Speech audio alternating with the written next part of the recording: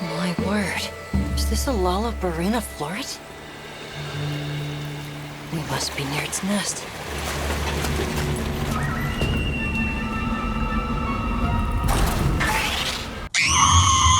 Kill it! Kill it with fire! Everyone flee! Yeah, that pretty much sums up how I feel every time I see a new creature in Monster Hunter Wilds. Okay, now, New Gen Monster Hunter are probably some of my favorite games. I mean, I've beaten World like 12 different times. I've put an insane amount of hours into Rise, the PC version. No shot I was going to play it on the weakest console ever created. I've even played both of their Pokemon ripoffs. I don't know about you, but with the amount of Monster Hunter games that have been released on Nintendo system, and the fact that they pretty much copy Pokemon. Who's that Pokemon? It's Pikachu! It's Clefairy! I feel like Capcom and Nintendo have some weird love relationship going on that we just don't know about. But that's just me. Or it could just have something to do with the fact that they're both based out of Japan, but who knows. Monster Hunter was first created back in 2004 following the release of, well, Monster Hunter. The original Monster Hunter, like all others, was both developed and published by Capcom Studios, or for some, Crapcom. I don't particularly like or dislike Capcom, but I just know everyone who calls them Crapcom laughs at it like that one stupid cat meme.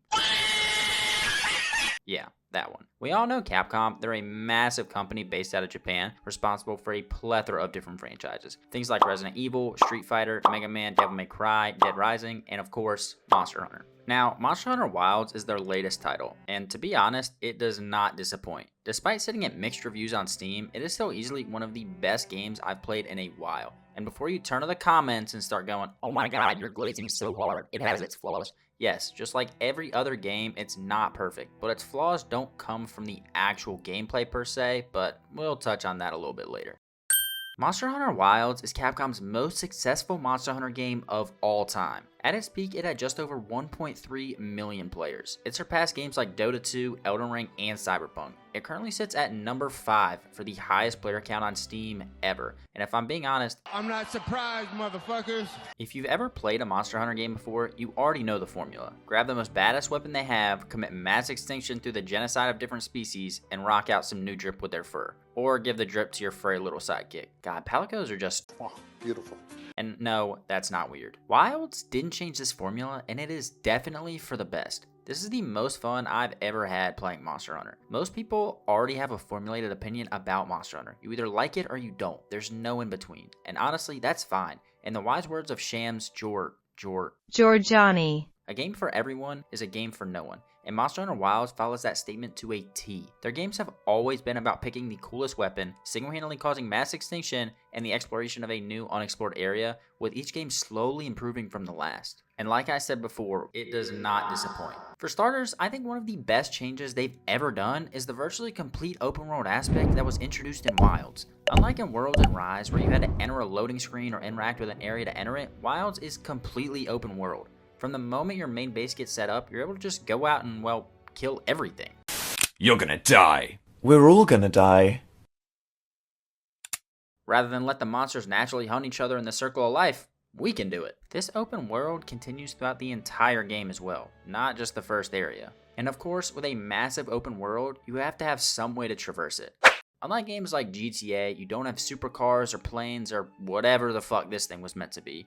Oppressor MK2 Griffers have small pee-pee. Instead, Wild gives you a Secret. I'm fully aware that Rise also had a rideable mount, but the Secret is just a much needed improvement on that concept, and it's honestly one of my favorite parts of the game. Of course, there's people who completely disagree with this, and honestly, you're not just wrong, you're stupid. One of the biggest complaints I see is about the auto run mechanic. People are complaining that it takes out the sense of exploration and tracking. Well, newsflash, buddy, you're playing a fucking video game, so get over it. But in all fairness, it really does just come down to preference. I prefer the auto ride mechanic. I used to hate having to chase monsters around the map while having to sharpen my weapon, while having to eat, while having to collect resources, while having to do all the other things that go into it. I mean, it just extended the hunt so long that it made it impossible to play the game unless I could sit down for a multiple hour session, which isn't always an option for a lot of people. Oh yeah, they also allow to house a secondary weapon, which allows you to change playstyles completely on a whim without having to report back to camp. Again, personally, I really enjoyed this feature, even though I rarely switch off the insect glaive. The option was still very nice. I just love my insect glaive. Greatest weapon ever created, hands down. Like other recent Monster Hunter games, Wilds has an insane amount of what's dubbed post-game content. I don't think that's really a great way to put it, but by definition, it's correct. Wilds is primarily broken into two massive sections, the story mode and then everything after. I honestly think the story mode is really nothing more than an extremely long introduction of the game. As you play, you fight a few different monsters, you get to learn the backstory of the land and progressively learn about the different ways to upgrade your character through things like new weapons, armor, pendants, whatever. But the game really starts to take off after you beat the story.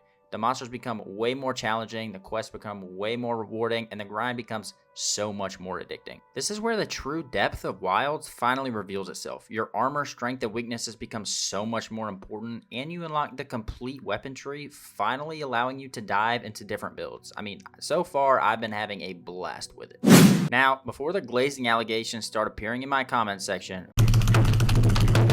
Monster Hunter Wilds is in no way a perfect game. It has many flaws, with one of them actually being the reason why such a large part of the community is actively against the game.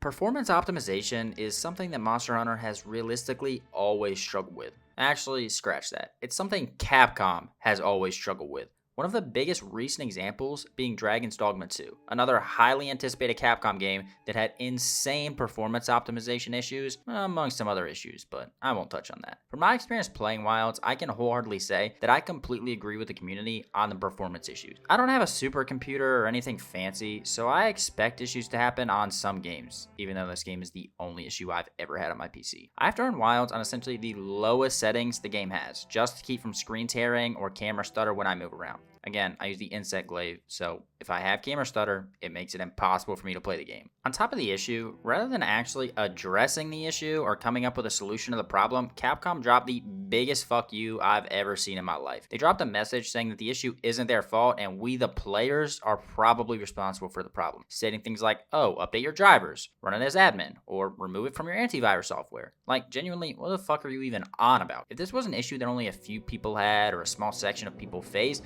then sure, that might help. But this is an issue that well over half of the entire player base of 1.3 million players had to face. Honestly, it's not even crazy for me to say that the optimization is so bad, I almost wouldn't even recommend the game until it's either fixed or you have some sort of NASA supercomputer. Almost wouldn't recommend it. It's still an insanely fun game. Outside of the atrocious optimization, there are a few other things that players do have issues with. Primarily, the difficulty of the game and its multiplayer system. Since release, Wilds has been getting pretty consistent hate from hardcore Monster Hunter players, claiming that the game is simply just way too easy. After having played through the story and a decent amount of the post-game content, I do understand where they're coming from. Throughout the entire story, there wasn't a single time where I felt like something was actually a challenge. Granted, I was playing multiplayer for a lot of it, so take this with a grain of salt. I will, however, say the game does get increasingly more difficult as you progress through the post-game. For example, I know every single hardcore Monster Hunter player struggled fighting that Guardian Anjanat. That thing was no fucking joke. I felt like I was fighting Primer Dawn. I thought I was going to have to take off all my armor and start aura farming for a second just to be able to beat it. Now, following the poor optimization, my biggest issue with the game is the multiplayer system. Honestly, this is definitely going to be more of a quick rant than anything else, so just sit back and enjoy. The multiplayer of Wilds and every Monster Hunter for that fact is easily some of the dumbest shit I've ever seen. Why in the world can I not just go into my Steam overlay or whatever console overlay you're using and invite to a party? Instead, I have to use the stupid SOS flares that may or may not let them join me in a specific fight. Even if I'm just out in the world, I still have to send out a flare just to let them hunt a monster with me. Like, genuinely, how hard is it to just have a normal fucking party system? I invite friend joins party, we play together seamlessly until we are done playing. Easy. I mean, it really does just piss me off. And I don't even want to get started with their new guild system or whatever the fuck it is. That's just some overcomplicated bullshit that they had to have. Anyways, okay, so I don't want to touch on the story too much here, simply for the fact that we are all painfully aware that the story of Monster Hunter has and always will take a backseat to the fact that we just want to hunt and kill giant monsters. I won't say that story is terrible by any means, but at least for me, it just doesn't really hold any amount of importance. For instance, I quickly came to the realization that Nada, the boy you find wandering the desert, was going to piss me off the longer the story went on. And so no shocker at all, I was right. Right before your handler tells you that the white wraith needs to be put down because it's a danger to the entire ecosystem, this jit decides that we can't kill him and tries to get in our way. The story took me around 15 hours to beat. That doesn't include any extra missions or anything. That was simply if I just went from mission to mission to mission without missing a single beat. So take that as you will. All in all, the real question that everyone always comes back to is Monster Hunter Wilds really worth it? Well, despite its flaws, it's still easily one of the best games I've played in a long time. At its core, it nails what Monster Hunter is all about. Picking that badass weapon, committing ecological war crimes, and looking damn good while doing it. But, and it's a big but, Capcom really needs to fix its performance issues. If you don't have a high-end PC, you are 1000% going to struggle not only running the game, but just playing it in general. That, followed by some of the other issues that players have with the game, is going to be a huge turnoff for a lot of people. So, would I recommend Monster Hunter Wilds? Hell yeah. But just know that you're not getting a perfect game. You're going to fight through frame drops and stutters that will likely piss you off. But if you're as addicted as I am to flying through the air with the insect glaive, cutting up imaginary beasts, then you're going to have one hell of a time.